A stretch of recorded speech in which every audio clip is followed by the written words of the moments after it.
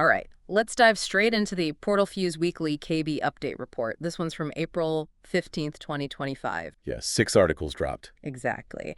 And for you seasoned Microsoft Intune administrators listening, we're really just going to cut through the noise. Get right to the essentials, basically. What genuinely matters this week? Think of it as an expert-to-expert breakdown. Right. We know you're not after a surface-level read. We've looked at these to pull out the critical quality stuff, security improvements. And the friction points, too, yeah. Definitely. And, the bigger picture themes you need to track for your environment.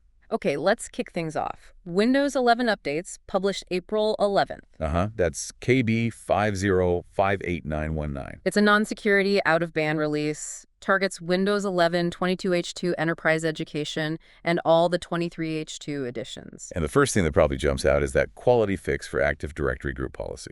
It did catch my eye. What's the specific deal with that fix? It's about audit log-on, log-off events. Yeah, what's interesting is the actual auditing functionality wasn't broken. It was the display. Ah, okay. So the local policy display was just wrong. Correct.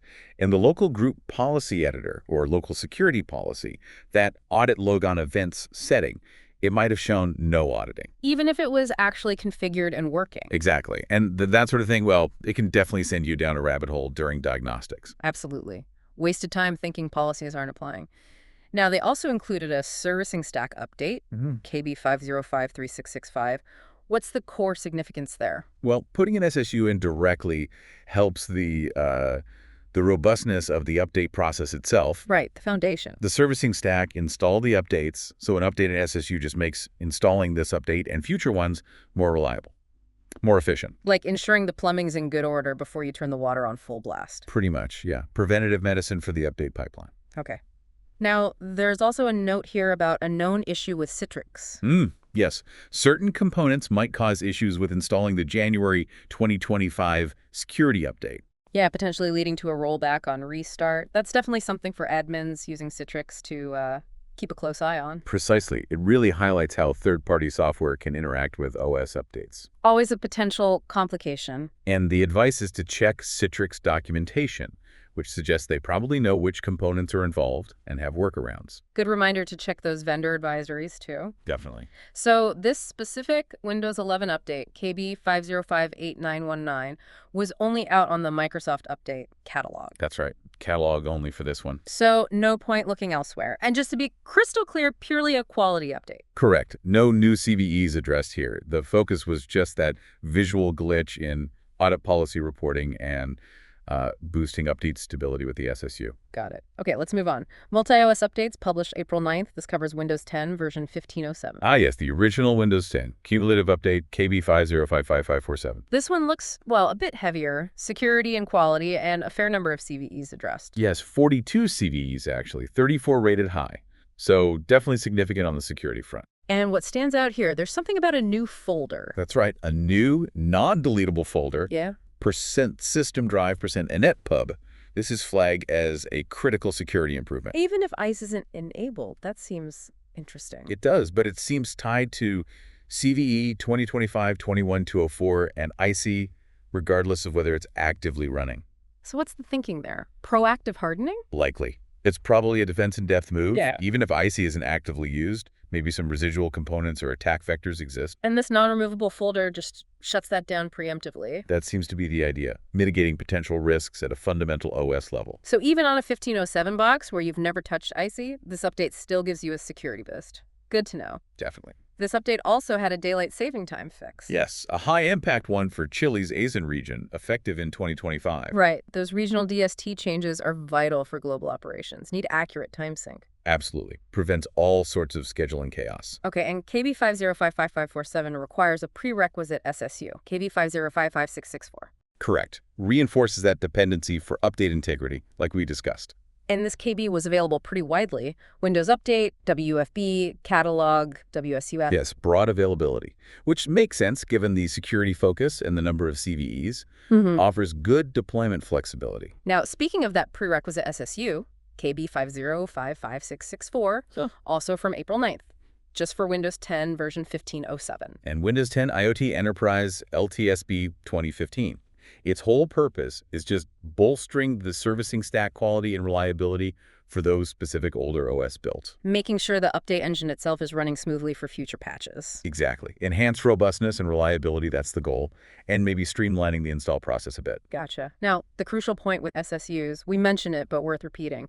You can't uninstall them once they're applied. That's the key takeaway. That irreversibility means you really need solid testing before broad deployment. No kidding. Okay, still on April 9th, we've got the SafeOS Dynamic Update for Windows 10 version 1507, KB505770. This one's all about the Windows recovery environment, WinRE. Enhancing WinRE for 1507 makes sense, especially with end of support looming in October 2025. It's a logical step. Improving the recovery environment ensures users have more reliable tools for system repair, even as support winds down. A better safety net for that final stretch. It's flagged as high impact for WinRE functionality and reliability. And it replaces a previous update, KD50502121. Right. Distribution channels here are interesting. Windows Update and the catalog, but not WSUS. And just like the SSUs, the SafeOS Dynamic Update, also not removable once installed. Again, that likely reflects the critical nature of WinRE. They want to maintain a consistent, up-to-date recovery capability on these systems nearing end of life. Makes sense. Okay, shifting back to April 11th releases, another out-of-band non-security one, KB5058921. This is for Windows 10 version 1607 and Windows Server 2016. Ah, yes. And the main fix probably sounds familiar. It does. Is it the same audit log-on-log-off event display issue again? Spot on. Same problem as the Windows 11 update.